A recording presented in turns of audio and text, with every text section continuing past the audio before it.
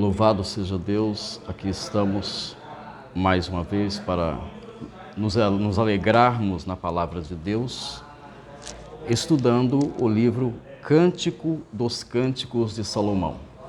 Para os irmãos que acompanham pela revista, é o estudo número 13.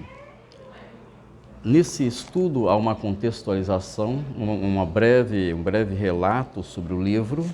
Depois há o estudo da revista, que é dividido em 3 partes: a sublimidade do amor, a reciprocidade do amor e, por fim, o amor deseja a presença. Eu falarei hoje, então, sobre esta temática do Cântico dos Cânticos, enfocando as perspectivas de leitura, as perspectivas históricas. Apresentarei a princípio o contexto histórico e então daremos prosseguimento ao nosso estudo.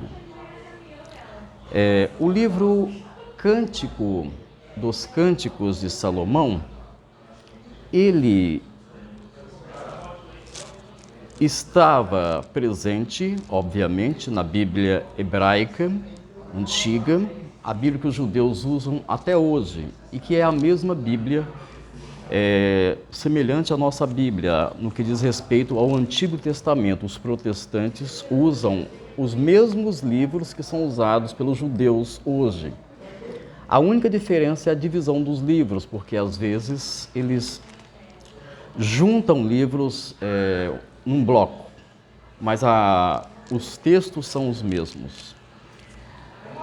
Esse livro Cântico dos Cânticos, ele também estava presente na Septuaginta, a tradução grega do Antigo Testamento, que já existia na época dos apóstolos.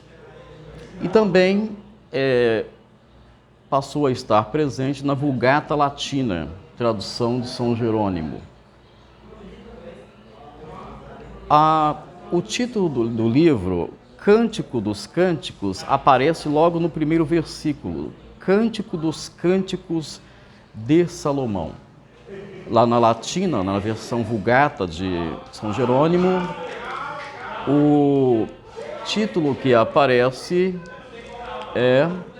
deixe-me ver aqui, Canticum Canticorum, do latim.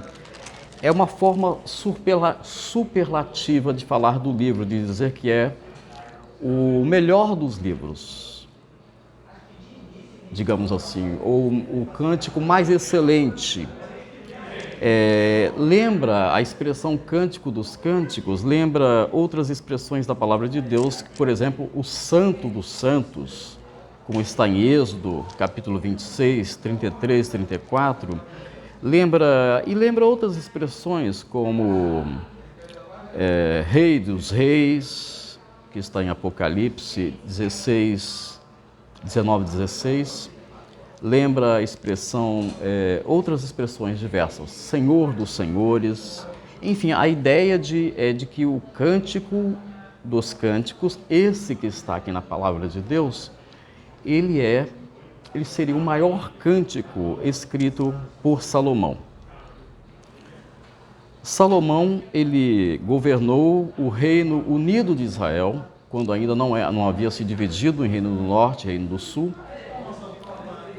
quando o reino ainda era unido, no século X, em meados do século X. Aponta-se os seguintes anos de governo de Salomão, do ano 971 ao ano 931, antes de Cristo, obviamente. Então, Salomão governou por 40 anos de prosperidade, 40 anos de riqueza, liderados, melhor dizendo, por este rei extraordinário. Salomão, ele é mencionado, o nome de Salomão, 7 vezes no livro, e os irmãos podem confirmar lendo o próprio livro. Por exemplo, em Cântico dos Cânticos, capítulo 1, versículos 1 e 5, 3, capítulo 3, 7 e 9, etc. O livro compõe-se de 7 idílios, como menciona a nossa revista, que são 7 pequenos poemas pastoris. 7 poemas pastoris. O que é um poema pastoril? Pastoril, porque se passa no campo, entre pastores de ovelhas, no campo. Dentro dessa contextualização histórica, nós podemos ver também duas coisas, que a questão dos personagens do livro. Há 2 personagens principais. O próprio Salomão, que é mencionado no livro, como dissemos 7 vezes. A Sulamita, ela é mencionada em 6:3, capítulo 6, versículo 13, melhor dizendo. E quem é essa Sulamita? Ou às vezes também se traduz Sunamita. Não se sabe exatamente, é uma jovem, provavelmente uma jovem, de um local chamado Sunem, na parte baixa da Galileia. Alguns estudiosos sugerem que ela pode ter sido filha de Faraó, como sugere o versículo de 1 Reis 3:1. Mas não há nenhuma evidência ou comprovação histórica nesse sentido. É porque Salomão menciona lá no livro Faraó. Então, alguns interpretam assim.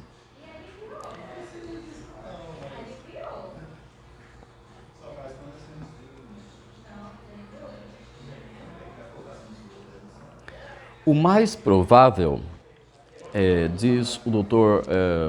John MacArthur, o mais provável é que ela tenha sido uma jovem desconhecida, proveniente de Sunem, como mencionamos agora, cuja família havia sido empregada por Salomão.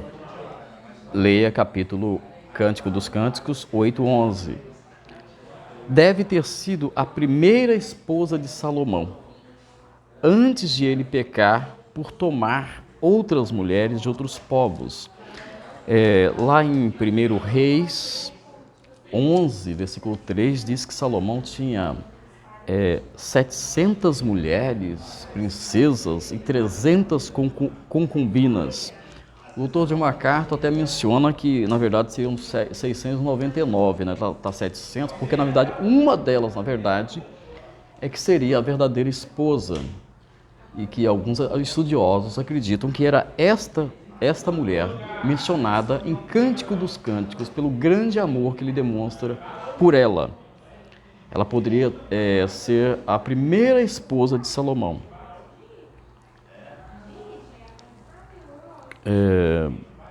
Lá em Eclesiastes 9:9 diz: goza a vida com a mulher que amas todos os dias de tua vida fugaz, os quais Deus te deu debaixo do sol. Então pode ser esta a esposa a esposa original de Salomão, a verdadeira esposa de Salomão, antes dele cair em pecado, como nós vemos, tomando várias outras mulheres de outros povos, antes dele se corromper, né? Porque diz lá na palavra que ele se corrompeu mesmo, né? Infelizmente, né? Um dos homens mais sábios de todos os tempos, mas acabou caindo em pecado. O que sugere que isto pode acontecer com qualquer um de nós. Com qualquer um de nós. Amados, então, basicamente, temos essa contextualização histórica, lembrando que, além de Salomão e da Sulamita, é mencionado também algumas pessoas que provavelmente trabalhavam no palácio, é mencionado as filhas de Jerusalém, é mencionado um discurso dos irmãos, provavelmente dela, da Sulamita, no capítulo 8, versículo 8 e 9. O cenário, o local onde acontece a história, combina paisagens rurais, isto é, do campo, com paisagens urbanas. O livro não menciona o nome Deus, de forma direta, não menciona o nome de Deus. Alguns acreditam que, exceto, há uma referência indireta a Deus no capítulo 8, versículo 6, que nós iremos ler mais à frente, mas que diz assim: põe-me como selo sobre o teu coração, como selo sobre o teu braço. Esse texto poderia ser uma referência ao ser de Deus. Prossigamos. Meus amados, então esta é basicamente uma contextualização histórica. Existem 3 formas que são apontadas historicamente como formas de ler. Ainda não são aquelas 4 que eu vou apresentar. Esta é uma perspectiva histórica. As 4 que eu irei apresentar estão dentro dessas 3 perspectivas, mas eu as apresentarei de forma isolada, uma a uma. Quais são as interpretações que são usadas ao longo dos tempos para o livro Cântico dos Cânticos? A primeira delas é a chamada alegórica. A interpretação é alegórica, que é uma interpretação figurada do livro. Isso foi feito pelos judeus antigos, como, por exemplo, Rabi Rashi e Rabi Ibn Ezra,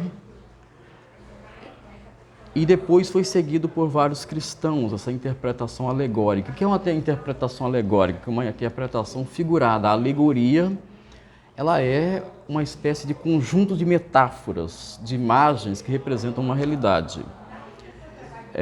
Por exemplo, alguns cristãos antigos também seguiram essa interpretação alegórica, como, por exemplo, Hipólito, que viveu por volta do ano 200 depois de Cristo, Orígenes, 250 depois de Cristo, Jerônimo, 400 anos depois de Cristo, e Bernardo de Claraval, por volta de 1135 depois de Cristo. Aliás, esse Bernardo de Claraval, o professor Franklin Ferreira disse que ele é um dos seus principais pensadores e teólogos. Prosseguindo. Então, esta é a interpretação alegórica, que interpreta, por exemplo, que o diálogo entre o esposo e a esposa ali seria uma representação do amor de Deus por Israel. Essa é uma interpretação que os judeus seguem até hoje, quando eles leem o Cântico dos Cânticos. E, no caso dos cristãos, interpretam como sendo o amor de Cristo pela Igreja, esses teólogos que eu mencionei aqui. Alguns interpretam também de forma alegórica como sendo a união mística da alma com Deus. Então, de certa forma, eu já apresentei 3 perspectivas de leitura dentro da alegórica. Bem, além da alegórica, existe uma interpretação chamada literal, que trata os 2 amantes ali, não amante no sentido moderno, mas de 2 pessoas que se amam, esses 2 amantes como 2 seres humanos que se relacionam amorosamente, se casam, é um casal, e eles se amam e têm relações sexuais, como todos os casais e tudo mais. Então, essa é a interpretação literal, que Cântico dos Cânticos é apenas um texto que narra uma relação entre um homem e uma mulher, Salomão e a Sulamita, ou Sunamita. E a outra interpretação é chamada de tipológica, que tem relação com a alegórica e que sugere que se pode ler o texto ler a história de forma literal, considerando o aspecto passional que há no livro, da paixão, do amor entre os dois, mas também que se pode ler a história como um tipo de amor de Jesus Cristo pela igreja. Então você talvez me pergunte, então qual é a diferença entre a alegoria e a tipologia? A interpretação alegórica e a tipológica? A alegórica, ela não considera que esse livro, Cântico dos Cânticos, possui bases históricas, isto é, eles não, quem interpreta de forma alegórica ignora totalmente a história. Não considera que Salomão realmente esteve ali, que teve essa relação entre este homem e esta mulher dentro da história. Ele simplesmente interpreta como um símbolo. Já a interpretação tipológica, embora faça essa concessão da interpretação simbólica, entende que tem bases históricas no livro. Primeiramente, aconteceu um relacionamento amoroso, passional, entre dois seres humanos, um homem, Salomão, e uma mulher, Sulamita. E que esse relacionamento se tornou um símbolo para o relacionamento entre Cristo e a igreja, e que aponta para Cristo. Pois bem, então, no Antigo Testamento, dentro da perspectiva alegórica, é o amor de Deus por Israel. A gente vê várias vezes lá falando realmente que Deus ama Israel e às vezes fala numa relação como se fosse de um esposo e uma esposa. Deus não aceita ser traído por Israel. No Novo Testamento, nós temos a tipologia da noiva de Cristo. A igreja apresentada apresentada como noiva de Cristo. Daí essa tipologia aplicada a Cântico dos Cânticos. Muito bem, meus amados. Então agora eu vou partir para a apresentação das 4 formas de ler Cântico dos Cânticos, baseado nessas que eu já apresentei. Na verdade, eu vou especificá-las.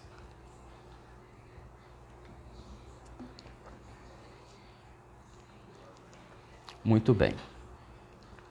Antes, porém, presta atenção, nem todo mundo, nem todos os teólogos aceitam que se dê uma interpretação alegórica ou mesmo tipológica para o livro.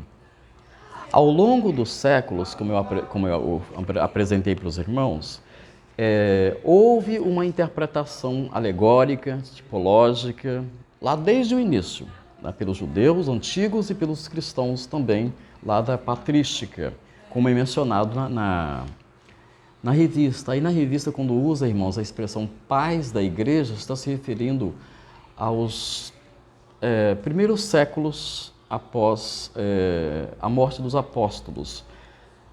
No primeiro século você tem a igreja primitiva, chamada primitiva historicamente, que é a igreja ainda dirigida pelos apóstolos. Quando eles morrem, isto é, João é o último a morrer, então começa um período histórico chamado às vezes chamado em alguns livros históricos, de Era dos Pais Apostólicos, que vai mais ou menos do ano 100 ao ano 150. Por que é chamado assim? Porque muitos desses líderes que viveram ali logo nesse início do segundo século, eles ainda tiveram contato com alguns dos apóstolos, como por exemplo Policarpo. Policarpo, ele conheceu o apóstolo João e depois se tornou até um mártir. Então ele foi um líder da igreja logo em seguida, por isso era dos pais apostólicos. Logo em seguida começa o que é mencionado aqui na revista para os irmãos. Logo no segundo parágrafo vai falar que a expressão pais da igreja. O que é pais da igreja? Patrística. Não é pai no sentido literal. É o período histórico que compreende esses segundo século, terceiro século e início do quarto século, que vai desde cerca de 150 depois de Cristo até Agostinho. Agostinho que viveu até o início do quinto século, na verdade, 400 e pouco. Então, Agostinho seria o último pai da igreja. Eles são chamados de pai, nesse sentido assim, de que são os que estão na origem da igreja. Muito bem. Então, mas nem todos aceitam essa interpretação tipológica e alegórica. A partir do século XIX e depois do século XX, se consolidou uma interpretação mais literal do livro, considerando que ali há apenas um relacionamento entre um homem e uma mulher, e não como algo simbólico, não como simbolismo. Muito bem, meus amados, prossigamos.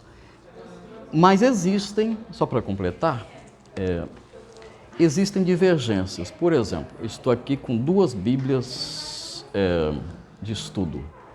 A Bíblia do John MacArthur, que todos conhecem, a Bíblia de R.C. Sproul, que ele foi o editor dessa Bíblia, que é a Bíblia de estudo da fé reformada. O John MacArthur, ele normalmente ele sugere, ele afirma que a interpretação mais adequada é a interpretação literal, apenas considerando o relacionamento amoroso entre um homem e uma mulher. Já o R.C. Sproul, embora ele compreenda que, de fato, esta é a primeira leitura que se deve fazer, uma leitura literal do livro, do relacionamento amoroso entre Salomão e a Sulamita, mas que o livro, sim, aponta para o relacionamento perfeito entre Cristo e a igreja, o amor de Cristo pela igreja. Então, meus amados, existem 4 formas de ler Cântico dos Cânticos. Vejamos. A primeira forma de ler Cântico dos Cânticos é a que eu mencionei, então, da forma alegórica que os judeus antigos e os modernos também fazem, muitos judeus modernos fazem, embora também alguns já tenham mudado para a forma literal, que é interpretar o amor de Sulamita de Salomão e Sulamita como sendo o amor de Deus por Israel. A segunda forma de ler, essa aqui eu não vou comentar muito, porque eu já mencionei, e há em muitos textos do Antigo Testamento que os irmãos podem ver Israel sendo tratada como esposa de Deus. A segunda forma de ler Cântico dos Cânticos é considerando que aqui nós temos o amor de Cristo pela igreja. Vamos ver aqui, por exemplo. O Dr. R.C. Sproul, ele sugere aqui o seguinte, presta atenção.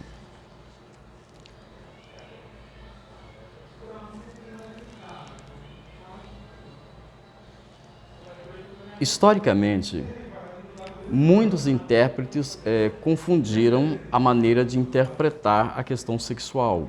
Os filósofos gregos, por exemplo, consideravam que o corpo é mau e só o espírito é bom.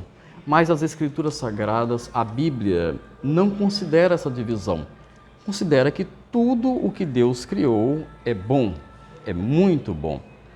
E que o próprio sexo ou a relação sexual, ela é ordenada por Deus para o casal, para que procriassem, enchessem o mundo, como está lá em Gênesis capítulo 1, versículos 21, 26 a 31. Prossegue o Dr. R.C. Sproul. Portanto, o sexo, no contexto do casamento, é bom e santo, um dom de Deus para a alegria dos cônjuges e a promoção de intimidade física, espiritual e emocional entre marido e mulher, diz o Dr. R.C. Sproul. Então, diz ele, originalmente, Cântico dos Cânticos foi escrito para comunicar temas como a questão da relação amorosa de um casal. No entanto, seja assim, em última análise, o livro, a história, aponta para Cristo. E diz o Dr. R.C. Sproul, nós não devemos ter receio de ler Cântico dos Cânticos desta forma, vendo ali um relacionamento entre o esposo, Cristo, e a esposa como sendo a noiva de Cristo, a igreja. Não há, segundo o Dr. R.C. Sproul, nenhum impedimento para que se faça isso. O livro aponta para Cristo. Muito bem. O livro aponta para a consumação de todas as coisas, o casamento como sendo a consumação da união de Cristo com a igreja, como acontecerá no final dos tempos. Diz o Dr. R.C. Sproul ainda, isso direciona nossa atenção para a esperança de redenção, produzindo em nós anseio pela restauração de todos os nossos relacionamentos e pela restauração de todos os nossos relacionamentos e pela renovação da criação que os profetas revelaram para a consumação de todas as coisas. Por exemplo, Isaías 65, 17 a 25, Daniel 12, 1 e 2, Romanos 8, 18 a 25. Haverá uma restauração de todas as coisas no universo, e inclusive dos relacionamentos. Hoje os nossos relacionamentos não são perfeitos, nós sabemos disso, nem no trabalho, nem as amizades, sempre há às vezes atritos, conflitos, mas Cristo virá para restaurar esses relacionamentos. Por isso, solos Cristo, somente o Messias, diz R.C. Sproul, pode trazer esta restauração, que começa aqui, mas que só se completará na eternidade, na glorificação. R.C. Sproul cita, por exemplo, Isaías 53, o Messias morrendo por nós, Cristo. Cita Amós 9, 11 e 12. Ainda prossegue o Dr. R.C. Sproul. Os intérpretes cristãos não estavam totalmente equivocados em entender o livro como uma revelação de Cristo. E já colocando aqui o meu posicionamento, eu concordo com o Dr. R.C. Sproul. Entendo que o texto, no contexto em que foi escrito, por quem foi escrito, na época em que foi escrita, ele aponta, a própria história em si, você vê que aponta para algo que transcende o próprio relacionamento. Um amor humano que aponta para um amor divino. O Dr. R.C. Sproul, aliás, é um excelente, maravilhoso teólogo que faleceu em 2017. Aliás, os dois, eu citei aqui o John MacArthur, né? E o R.C. Sproul, os dois eram muito amigos, né? O John MacArthur ainda é vivo, os dois eram muito amigos. Mas tinham algumas divergências e esta é uma delas. E eu fico, nesse caso, do lado do Dr. R.C. Sproul. Entendo que a interpretação simbólica, tipológica, ela é possível. A alegórica não é sugerida porque ela desconsidera as bases históricas. Aliás, a nossa revista menciona a palavra alegórica. Eu sugiro que se use a palavra tipológica.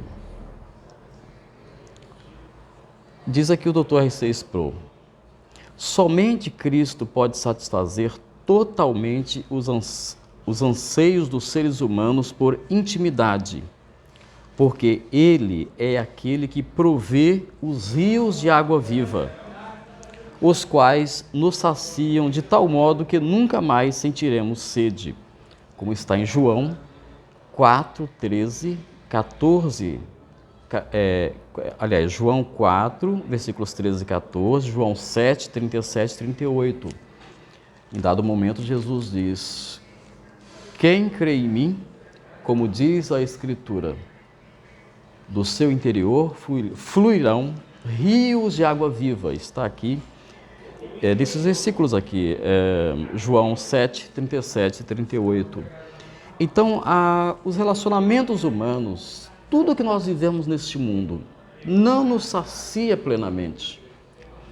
O sexo não sacia plenamente, nada, riqueza não sacia plenamente. Tudo aponta para algo que transcende. Por isso, nós entendemos que essa história também é uma história que deve ser lida, primeiramente, como um relacionamento humano, mas que pode transcender para algo simbólico, mostrando a relação entre o ser de Deus e o seu povo, entre Cristo e a Igreja. Meus amados, vamos prosseguir aqui. Aliás, o Dr. R.C. Sproul, nessa primeira ainda maneira de ler, aliás, segunda, né? A primeira forma de ler que eu mencionei é o amor de Deus por Israel, apenas mencionei. Os irmãos podem procurar textos no Antigo Testamento que falam sobre Israel como esposa de Deus. Aqui agora nós estamos na segunda forma de ler Cântico dos Cânticos, que é interpretando como o amor de Cristo pela Igreja, como foi dado, por exemplo, por Hipólito de Roma. O Dr. R.C. Sproul, aqui na Bíblia dele, na apresentação do livro, ele tem uma parte que é intitulada assim, Encontrando, Cristo no Cântico dos Cânticos. Cristo no Cântico dos Cânticos. Então o autor, ele nos mostra que nós podemos encontrar ali Cristo simbolicamente. Dessa maneira, o Cântico dos Cânticos nos lembra que Cristo é o único esposo perfeito. Somente Ele pode satisfazer as nossas necessidades. Somente Cristo pode preencher totalmente o vazio da nossa alma. Certo autor disse, não sei se foi o C.S. Lewis, que Cristo, eu não me lembro o autor, enfim, que Cristo é o amor que você procurou a vida inteira. Aí o Dr. R.C. Sproul prossegue aqui. Apesar de a interpretação alegórica de Cântico dos Cânticos não ser correta, a alegórica, que não considera as bases históricas, o fato é que o livro é uma ilustração do amor de Cristo por sua Igreja. Em vista do uso consistente, tanto no Novo quanto no Antigo Testamento, do casamento como uma figura de relacionamento de Deus com o seu povo. Por exemplo, Ezequiel 16, Oséias 1 e 3, capítulos 1 e 3, Efésios capítulo 5, versículos 21 a 33. Então nós vemos aí um relacionamento. Às vezes, mais no Antigo Testamento fala de Deus com o povo e aqui no Novo Testamento de Cristo e a Igreja. Então diz o Dr. R.C. Sproul, em vista disso, pareceria estranho o Cântico dos Cânticos não nos oferecer um vislumbre desse vínculo, desta união entre Cristo e a Igreja. Deus planejou o casamento para refletir seu relacionamento conosco. Portanto, parece natural que Deus tenha inspirado o Cântico dos Cânticos para refletir esse relacionamento. E, embora o leitor deva evitar o excesso da abordagem alegórica, porque às vezes ela vai além do que pode e deve, o leitor é convidado a meditar nos temas do cântico como janelas para o relacionamento com Deus. Aliás, aqui já abre as portas para a terceira forma de ler Cântico dos Cânticos, que eu mencionarei porque depois nós leremos textos bíblicos específicos.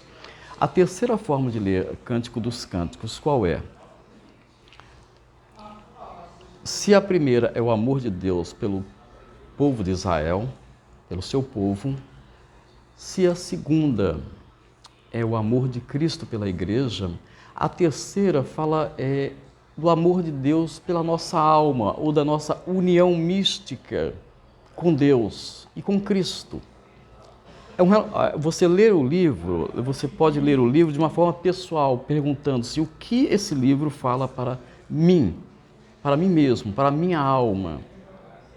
O que esse livro tem a dizer para mim? Então, cada versículo, cada parte do texto poderá te indicar uma mensagem pessoal. Ok, muito bem.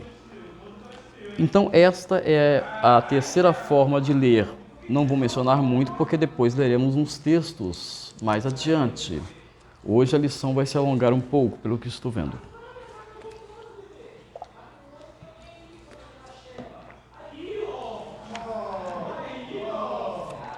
Amados, e a quarta forma de ler é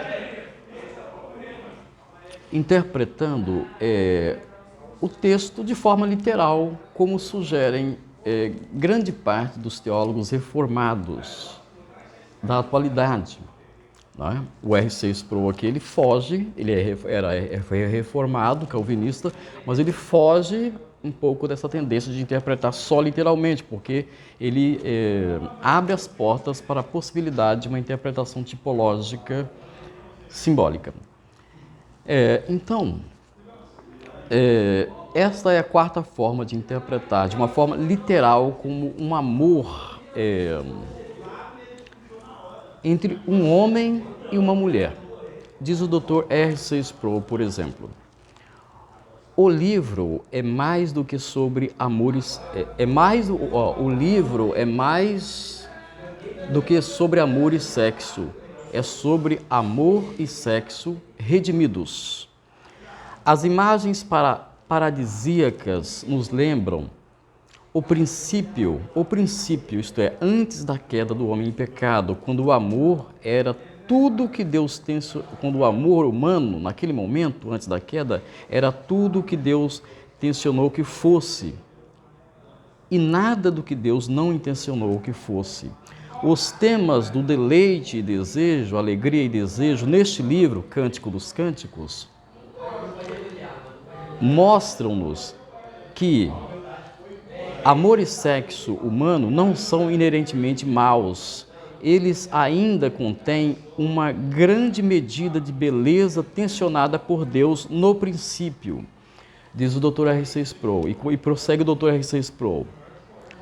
Isso contribui para uma ética sexual bíblica bem equilibrada, que envolve a bondade do relacionamento sexual entre o homem e a mulher, quando expresso no contexto apropriado. E aí o Dr. R.C. Sproul afirma, isto é, a aliança bíblica do casamento, em que marido e mulher tornam-se uma só carne, como está em Gênesis 24, ou melhor, Gênesis 18 a 25. Nós podemos ler, por exemplo, Gênesis, vamos ler aqui um versículo. Gênesis, por exemplo, Gênesis 2, 24 diz: por isso deixa o homem pai e mãe e se une à sua mulher, tornando-se os dois uma só carne. Aqui nós vemos então que o sexo não é uma coisa que é pecado. Às vezes uma pessoa me faz essa pergunta: sexo é pecado? Claro que não. Foi criado por Deus. O que Deus apenas afirma é que ele deve ser expresso dentro do casamento. Esta é a perspectiva divina, esse é o mandamento divino da fidelidade entre o casal. Deixe-me ver aqui se temos mais alguma coisa que o Dr. R.C. Sproul nos diz sobre esse assunto. Muito bem. Vamos prosseguir aqui então, meus amados. Na revista, nós temos então a menção a todas essas questões que eu estou falando. Eu estou trazendo um conteúdo extra para que possa enriquecer a sua apresentação,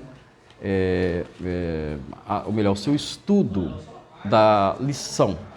Então vai enriquecer tanto a participação dos alunos que assistirem, quanto dos professores que assistirem este conteúdo. Nós vemos, irmãos, que às vezes existem atitudes extremas em relação a essa questão da sexualidade, diz a revista.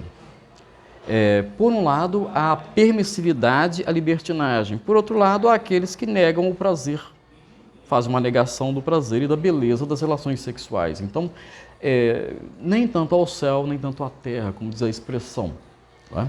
Nem a permissividade, libertinagem e nem a negação. O que Deus sugere é que o sexo ele é criado como o que Deus sugere, não, o que Deus nos ensina na sua palavra, que o sexo foi criado para o casamento e que o casal, o esposo e a esposa devem se entregar um ao outro. A Bíblia nos fala em certo momento, nas cartas de Paulo, que o marido ele pertence à mulher, o corpo do marido é da mulher e o da mulher é do marido, os dois se pertencem. O pastor Hernandes Dias Lopes, por exemplo, ele fala assim que a Bíblia diz não para o pecado antes do casamento, diz não para o pecado fora do casamento, isto é, nem fornicação, nem adultério, mas no casamento o sexo ele é ordenado. É uma ordem divina que o casal se entregue um ao outro. Por isso a lição começa apresentando a sublimidade do amor. A sublimidade. Sublime é aquilo que se aproxima do divino, que é perfeito, que é excelente. E aqui nesse primeiro ponto, amados irmãos, eu já expliquei aqui todas as questões históricas relacionadas à interpretação do livro dos judeus antigos, que interpretavam como sendo o amor de Deus por Israel, da patrística dos pais da igreja, que interpretavam como sendo Cântico dos Cânticos, representando o amor de Cristo pela igreja. E aqui na lição, uma coisa que é mencionada que é muito interessante é que no livro a mulher fala mais do que o homem. Às vezes as pessoas falam, na Bíblia a mulher é desvalorizada, mas isso não é verdade. Nesse livro ela fala mais que o homem e no ministério de Jesus ela é super valorizada. Na lição menciona diversas questões, eu vou ler alguns textos bíblicos. Menciona, por exemplo, que quando os pais têm uma relação saudável, os filhos se sentem seguros. Quando os pais demonstram fidelidade no amor um ao outro, o lar se torna um lugar seguro para os filhos. Vamos prosseguindo aqui. A lição menciona a questão das raposas, que é mencionada aí no capítulo 2, a partir do versículo 15, diz assim, no versículo 15 diz, apanhai-me as raposinhas que devastam os vinhedos, porque as nossas vinhas estão em flor. Que são essas raposas que devastam os vinhedos? No sentido da interpretação literal do relacionamento entre o homem e uma mulher, é tudo aquilo que está tentando destruir esse relacionamento. O que está tentando destruir o relacionamento do casal? São essas raposas. Isso aqui é o simbólico.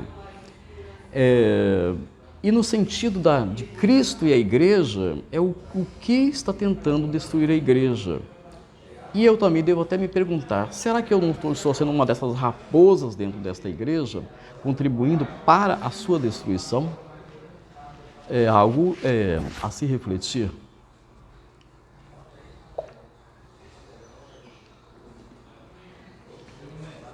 E aí a lição prossegue com várias outras questões, dizendo que o amor deseja a presença, como a amada, isto é, a esposa, no Cântico dos Cânticos, deseja a presença do amado, nós devemos desejar a presença de Deus, e o próprio Deus deseja a nossa presença.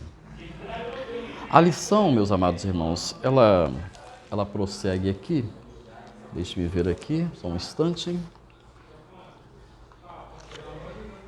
falando sobre essa questão do amor humano. No ponto 2, vai explicar aí o texto de Cântico dos Cânticos, capítulo 5, versículos 2 a 8. Perdão.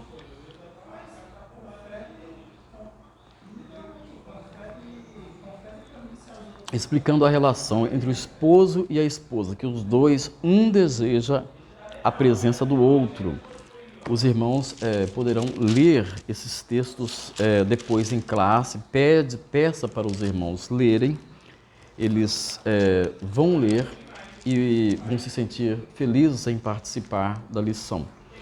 Quanto à questão do amor e da tipologia do texto, a lição, irmãos, aqui no ponto 3, vou para a última página da lição, a última página.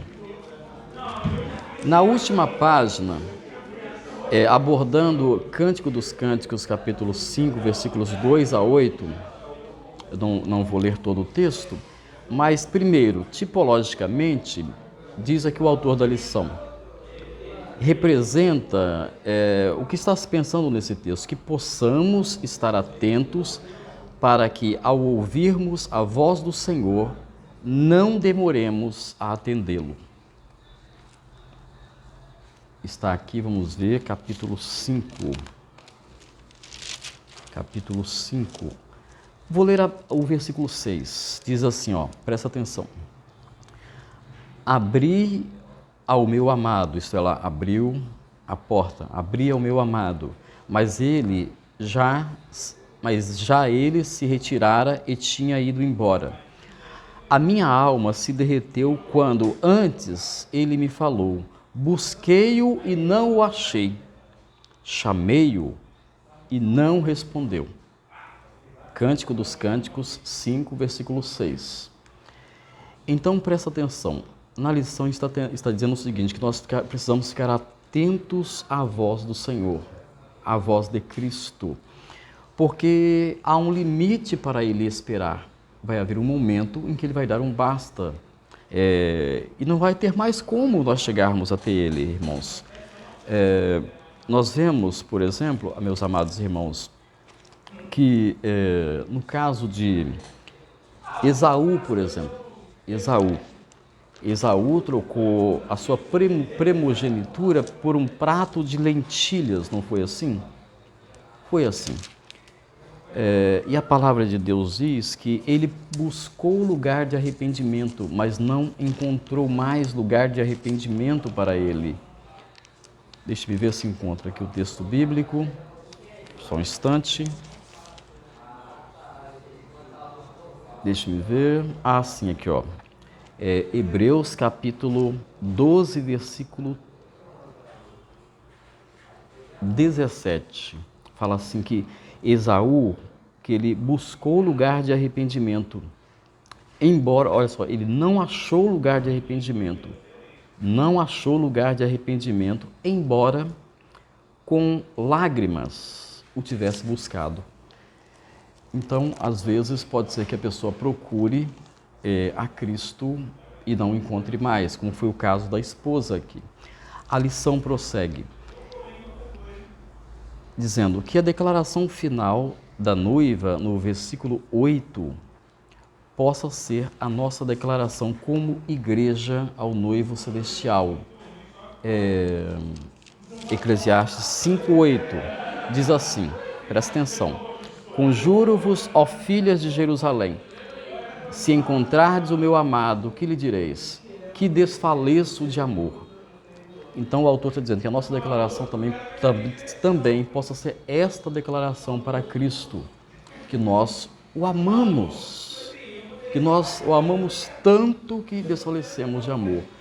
O amor de Deus deve estar em primeiro lugar em nossas vidas, o amor de Cristo deve estar em primeiro lugar em nossas vidas. A lição, ela vai concluir, amados irmãos, chamando a atenção novamente para a questão do amor humano. Como o livro de Eclesiastes, ou melhor, de Cântico dos Cânticos, ele recomenda este relacionamento e que está dentro da visão do Criador. Vamos ver aqui, aqui na última página da lição, que vejamos a união física entre homem e mulher como algo de grande importância, que exige profundo amor, respeito e responsabilidade entre os dois, que se expressa num vínculo conjugal, num vínculo de uma união conjugal. Na verdade, a expressão vínculo da união é um pleonasmo, porque vínculo já quer dizer união. conjugal. Segundo ponto diz que procuremos trabalhar com o pecado em nós que nos pode considerar, que pode tornar, fazer com que a união sexual do casal seja impura e indesejável diante de Deus, para que o casal trabalhe nessa questão do pecado. 3. Que nunca aqueles que estão unidos numa relação conjugal, isto é, o casal, possa usar um ao outro como objeto, que possa haver um respeito um pelo outro. Nós temos aqui versículos que falam sobre a esposa. Vamos ver aqui. Por exemplo, a relação da esposa com o marido ou da esposa, por exemplo. Efésios 5:27 diz assim, amados irmãos, presta atenção. Aqui está falando de Cristo, que Cristo está zelando e está trabalhando para apresentar a si mesmo a igreja gloriosa, sem mácula, isto é, sem manchas. Lá no Cântico dos Cânticos, a Sunamita fala que ela está morena por causa do sol. Não repareis porque eu fiquei do sol e estou assim.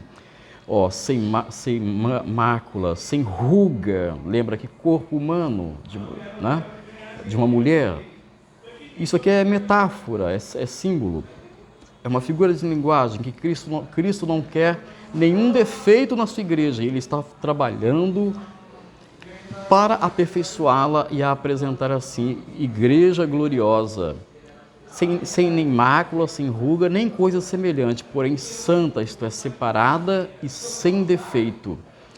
A igreja visível de Cristo hoje, a igreja visível, a igreja local, possui defeitos, possui problemas, mas a igreja gloriosa, isto é, a igreja invisível de Cristo, a igreja que só Deus vê e quando Deus olha para ela por meio de Cristo, esta igreja não tem defeito algum. Por isso, Cristo está trabalhando em nós, na igreja que está aqui na terra, para aperfeiçoá-la, para que ela seja apresentada a Ele mesmo sem nenhum defeito.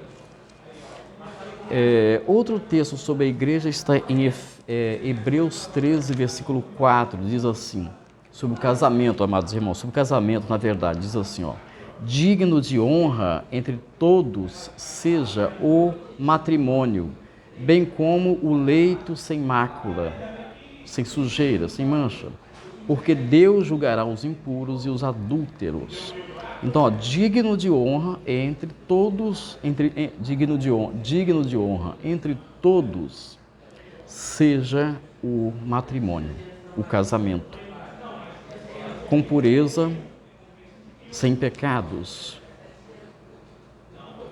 sem atraição, com fidelidade, porque Deus julgará todos os impuros e todos os adúlteros. Louvado seja o nosso Deus. Deixe-me ver aqui. Tem um outro versículo aqui também sobre esposa, muito importante. 1 Pedro 3, versículo 3, que diz assim: não seja o adorno da esposa o que é exterior, como o frisado de cabelo, adereços de ouro, aparato de vestuário. Isto é, não é que a pessoa não possa usar enfeites, a mulher, mas não seja esse o adorno, isto é, aquilo que é enfeita, mas que seja o seu caráter, aquilo que ela é. O homem interior do coração, como diz o versículo seguinte, o que está no coração. Ok, meus amados irmãos, então vamos prosseguir para a nossa conclusão. No livro de Cântico dos Cânticos existem muitos versículos, né? Muitos versículos que nós poderíamos ler. Infelizmente já passamos de 50 minutos, que já é mais do que uma aula numa escola pública, por exemplo, e então já aprendemos bastante. Deixe-me só dar uma visualizada aqui no texto de Cântico dos Cânticos. Por exemplo, vou só mencionar de relance alguns versículos.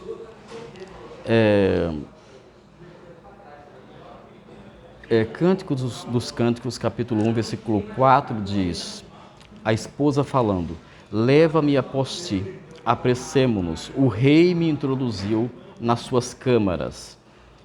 Leva-me após ti, o desejo aqui da esposa, mas também representa o desejo da igreja, de Cristo, aguardando a vinda de Cristo. Quando diz o rei me introduziu nas suas câmaras, lembra que é como se fosse uma saudade do próprio céu, uma saudade do céu. Versículo seguinte, aliás, no mesmo versículo continua falando de alegria. Em ti, é um coro falando, em ti nos regozijaremos e nos alegraremos. Do teu amor nos lembraremos mais do que o vinho. Não é sem razão que te amam. Lá em Sofonias, meus amados irmãos, 3,17, diz que o próprio Senhor, Ele se regozijará em ti, falando do povo de Deus. Ele se regozijará na igreja, se regozijará no seu povo. Prosseguindo. Por exemplo, nós temos aqui, versículo 7, Cânticos 1,7 diz: dize-me, ó amado de minha alma, onde apacentas o teu rebanho, onde o fazes repousar pelo meio-dia, para que não ande eu vagando junto ao rebanho dos teus companheiros. Aqui fala em apacentar, em rebanho, e é a esposa que está falando. Lembra que o nosso Senhor, Ele é o pastor. O Senhor é o meu pastor, nada me faltará. Em Ezequiel 34, versículo 15, o Senhor diz que o Senhor mesmo apacentará o seu rebanho e o fará repousar.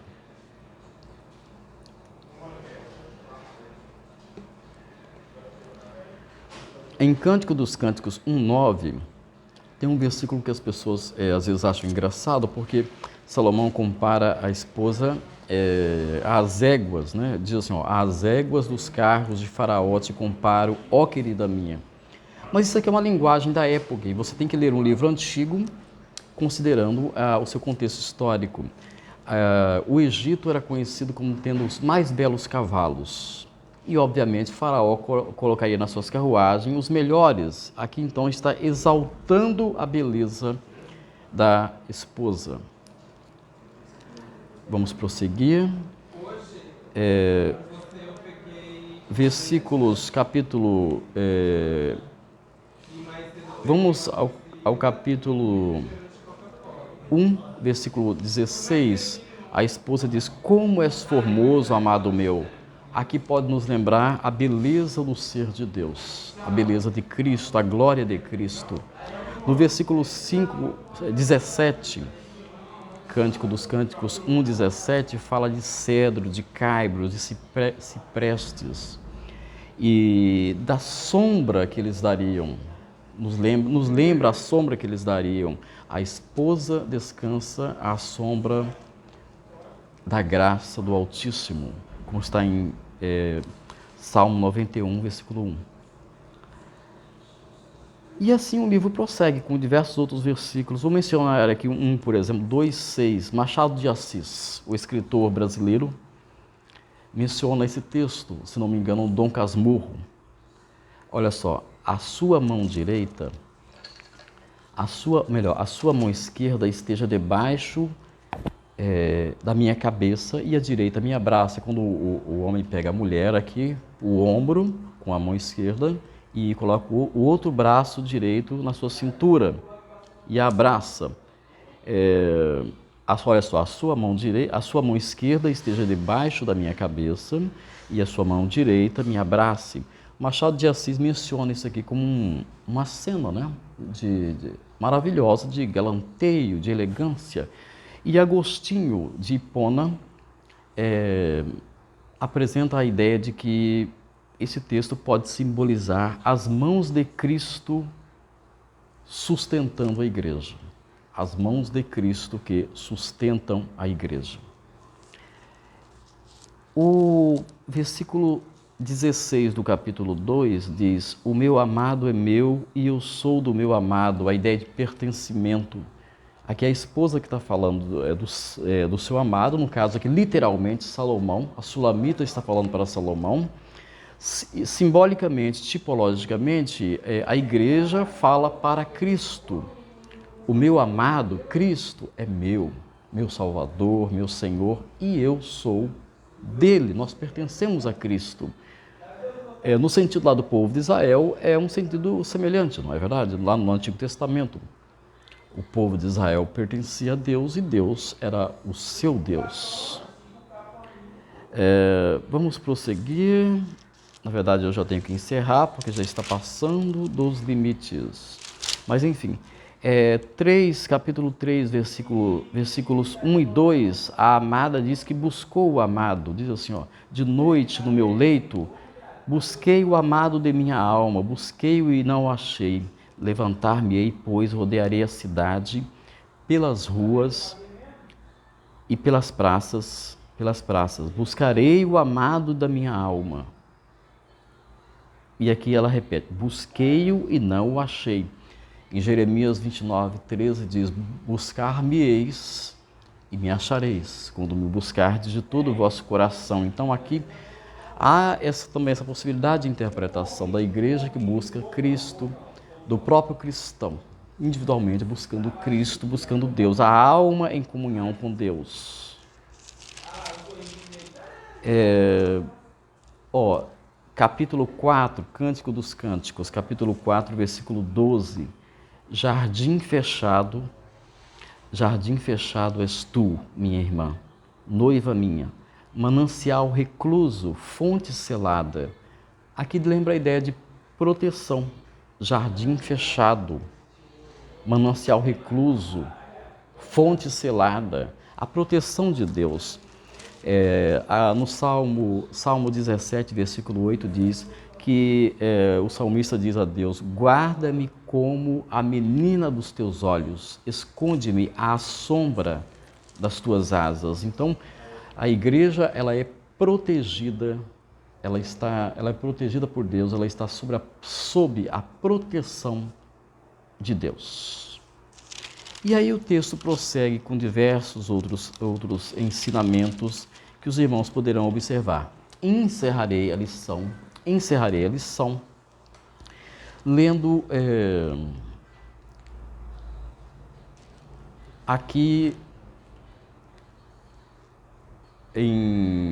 no último capítulo, Cântico dos Cânticos, capítulo 8, versículos 6 e 7, que são dois dos versículos mais famosos de Cântico dos Cânticos, onde diz: põe-me como selo sobre o teu coração, como selo sobre o teu braço, porque o amor é forte como a morte e duro como a sepultura o ciúme. As suas brasas são brasas de fogo, são veementes labaredas.